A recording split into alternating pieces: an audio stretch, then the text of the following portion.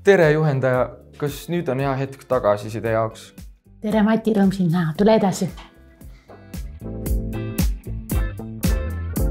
Mul on hea meel sind siin näha. Tahaksin sulle anda tagasisidet selle kohta, kuidas sul praktikaga senimaani läinud on. Ja mul on nii hea meel olnud näha, kuidas sa oma ülesannete täitmisega ajaliselt ka suurepäraselt toime tuled. Aitäh. Alguses oli kindlasti väga raske, aga siis ma kasutasin seda ajaplaneerimisrakendust, mida te soovitasite ja tundub, et need to-do listid ei olegi vist ainult rahulolu lohutuseks, need päriselt aitavadki.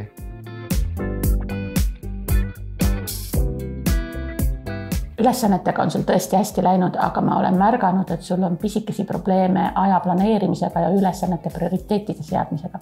Ja ma märkasin, et ma kipun asju samal ajal tegema ja lõpuks ajab see kõik sassi.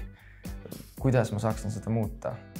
Üks nipp on, et kui sa vaatad oma to-do listi ja siis prioritiseerid oma ülesanded niiviisi, et mis on kõige tähtsamad, ära neid madalal ripuvaid õunu nagu korjad, mis on kõige lihtsamad teha, vaid mõtle, mis on kõige olulisemad teha ja nii läheb asi palju paremini paika.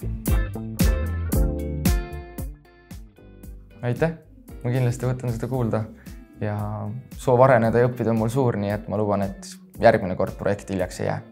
Aitäh, Mati, sa oled senini väga hästi hakkama saanud ja mul on hea meel olnud näha sinu arengut ja ma olen enam kui kindel, et praktika lõpuks arened sa veel rohkem.